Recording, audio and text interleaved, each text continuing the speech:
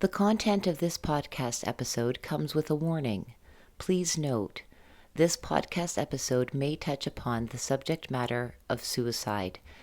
If you or someone you know is currently considering suicide or is in a crisis, please contact 1-844-437-3247.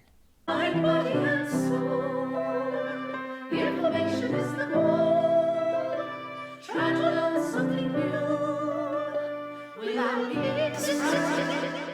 All right, cool. So I'm really excited to introduce our fan, Virginia. You may notice that there's one more of us. We've grown we've birthed her. No, that came out weird. But Virginia's here and we're really excited to welcome her. And she has chosen a beautiful book. All I know about it is I like the colors. And it's called The Midnight Library by Matt Haig. Am I saying it right? Sounds right. Okay. Yeah, Yeah. we all think so. And Virginia, tell us about yourself and why you chose the book. All right. Well, thank you, Leah. And thanks so much for including me in your book club. I've been a big fan for a long, long time. So when Leah first told me about your podcast with this book club, it was exactly everything that I love. Love everything about books. I love talking about books. So I started following your podcast from almost day one. And so this is exactly how I was led to Midnight Library, because I find I have a hard time finding really good books that align with what I want to read.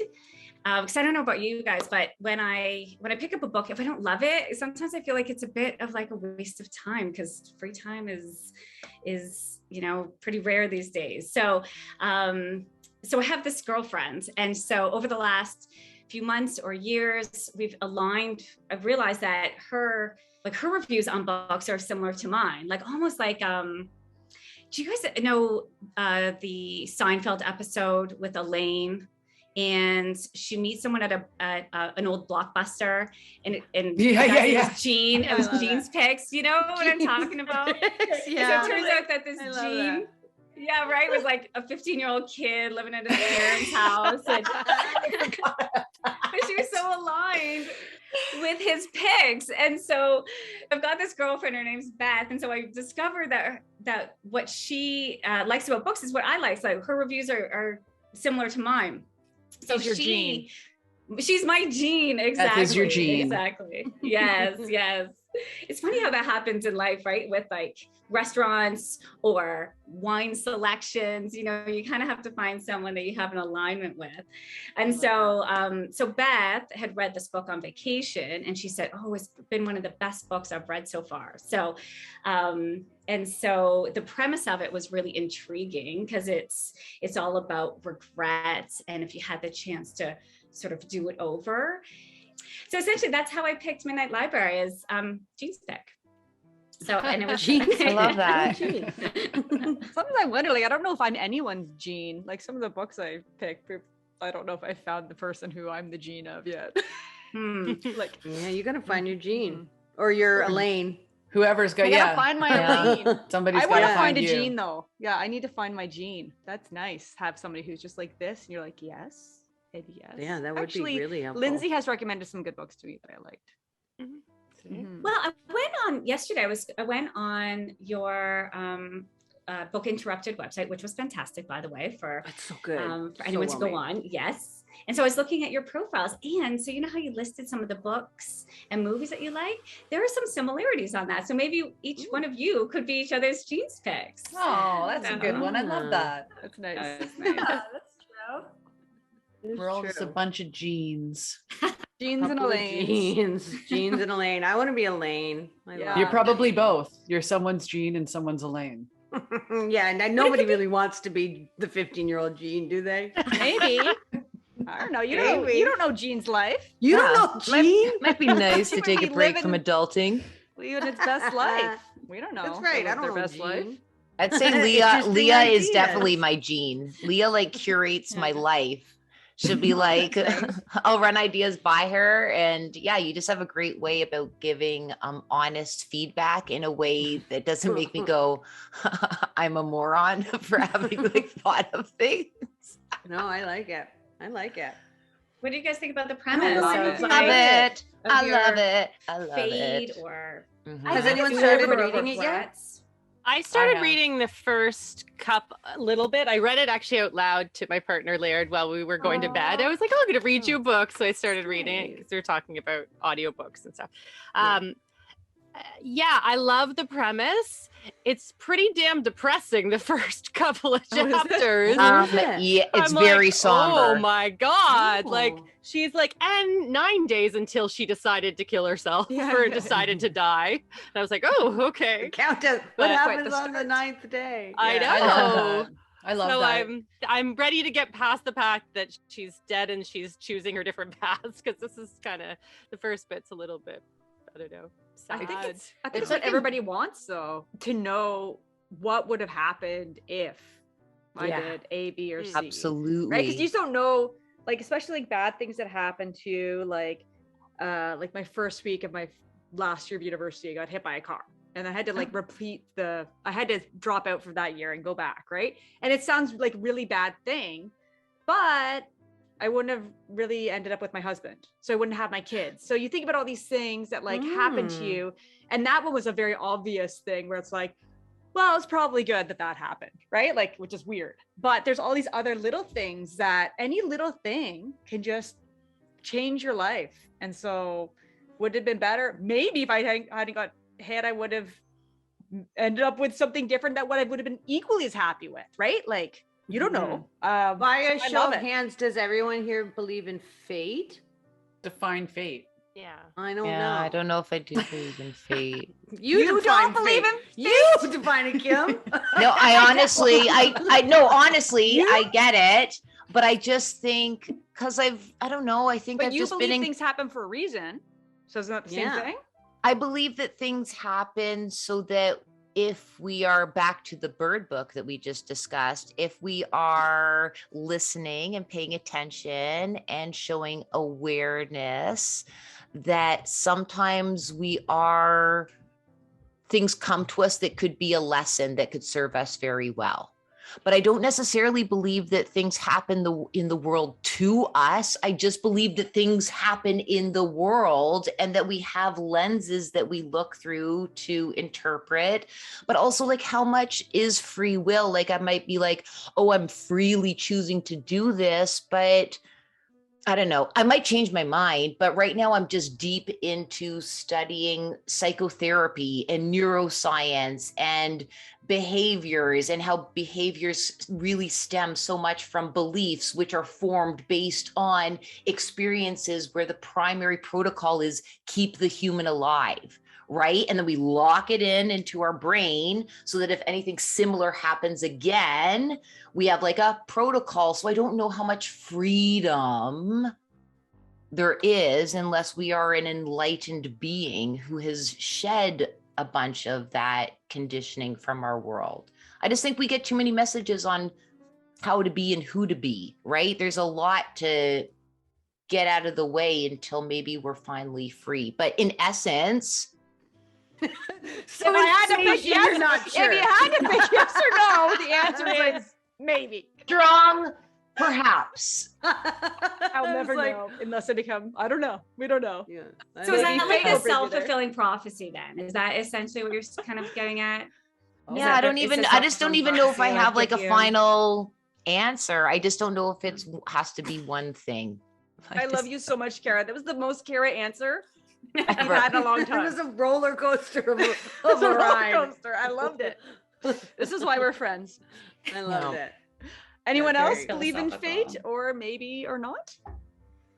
I think we make choices and things happen, and other things happen in the world that make things happen that you end up a certain place. Like, I don't think there's some destined place that I'm going to end up being because, I don't know, some god or some gods or some whatever universe has planned this for me. But that might be just because maybe that's wishful thinking. Maybe it is, and we'll never know. Like we'll never know if we're destined to do something and we make a choice because something's predetermined that we're going to do that.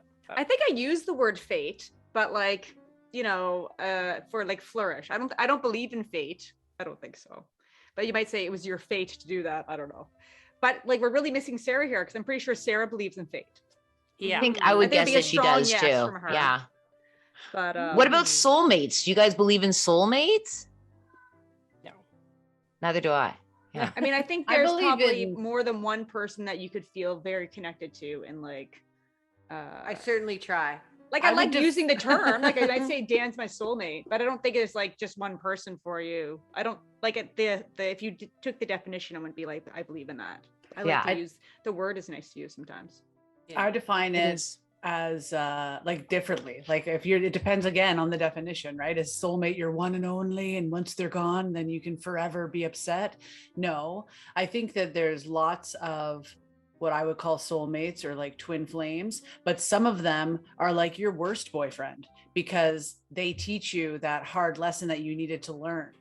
So I believe in it in that way, that certain people could be your soulmate, but because your soul is on a journey that needs to learn certain lessons. So it's not always like the love rom-com version of what someone would call a soulmate, but it's like important pieces or players in your life that teach you huge things, and you either learn them or you don't.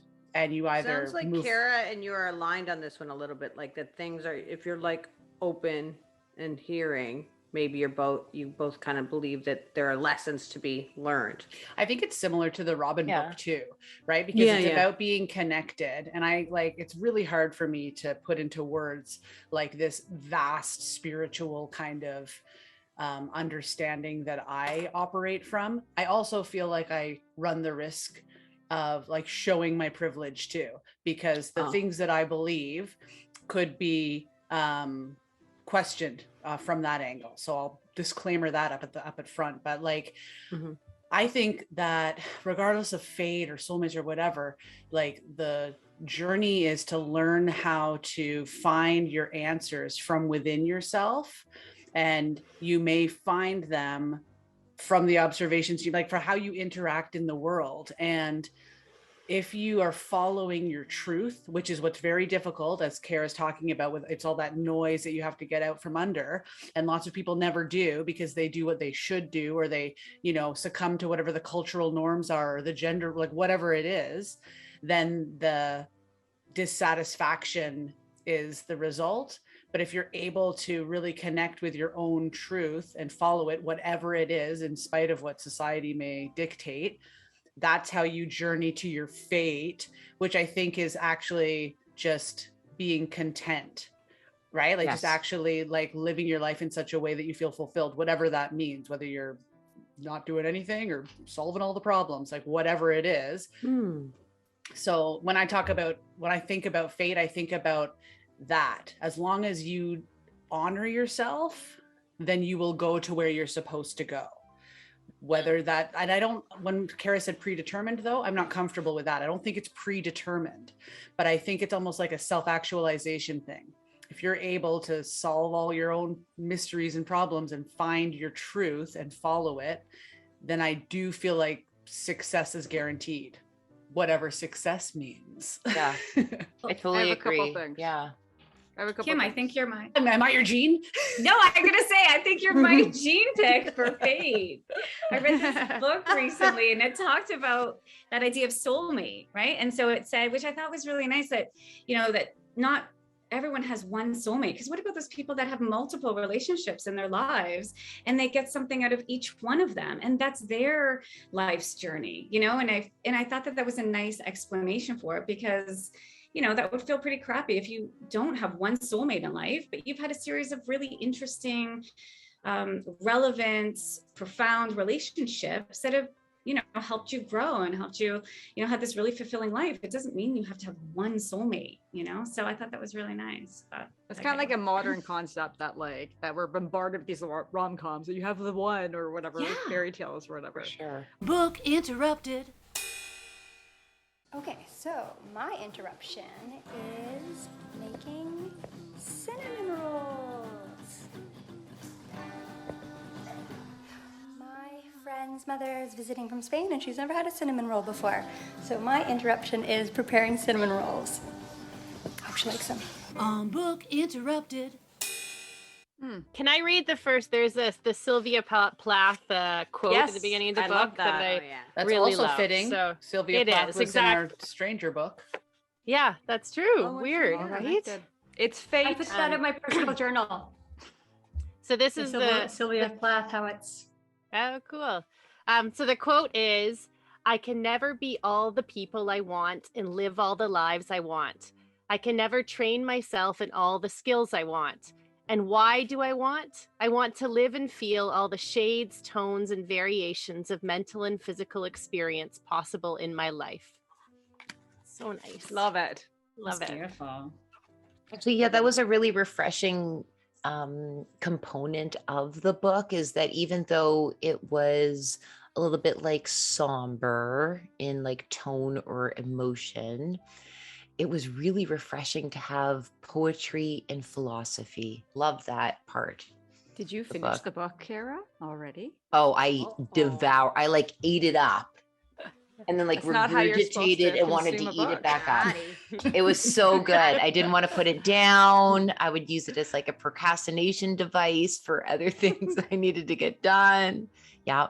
If you had the opportunity, to really think it through, and then you can reflect on your own life. Like would you, given the opportunity, go and rewind time and try something else, or, go and have a redo over of things that you thought were regrets, but maybe they wouldn't end up being regrets, almost like the car accident, right? Like Maybe like at the your end life of my wouldn't life. turn out that way. Right? Like that's what this book's like, because it's the end of her life. Like I wouldn't want to do it midlife, because what if you picked the wrong one and then you were stuck? You'd be like, but I want to True. see how this plays out. No, it's true, right? I thought it was an interesting concept too, almost about, so the Midnight Library is almost like this purgatory as well. So it made me think as well about whether or not one believes in the theory of purgatory. Like, my mom is Catholic, like she grew up in a Roman Catholic boarding school in Ireland. So she really believes it. Like we were delayed getting one of my kids baptized.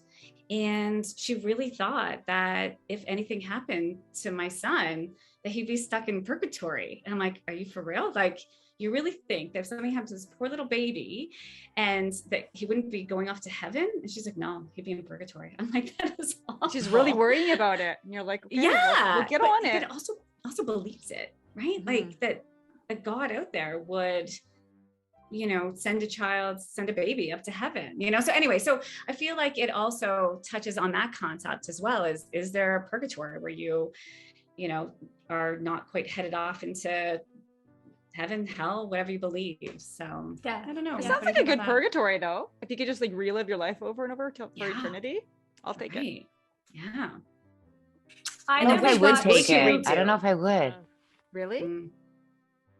For forever? I think forever, sure, yeah. You could learn everything. It's like Groundhog Day, where he's like stuck in the same I know day that. forever and ever, and he learned all these things once But he you have figured to out do the he could whole do it. life. Not the whole life, just from where you stopped.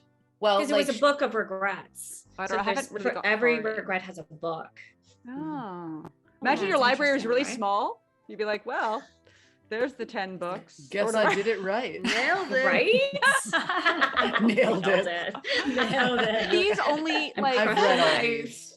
these have got to be regrets that you haven't forgiven yourself for then, right? Because like you could have like something that starts as a regret and then you forgive yourself and then True. you get over it. True. Or are they only ones where you No, because regret? sometimes she follows them and then realizes it's like she's regretting something because she's projecting what that choice like automatically equaled. Like I would have had this happiness if I didn't do that. Mhm. And then she gets to like follow it down. She's like, oh, that's not happiness. And then the regret goes away because she sees what the outcome was. Oh. Somebody who had already gone through all that in their mind and forgiven themselves for any kind of regret wouldn't have a library.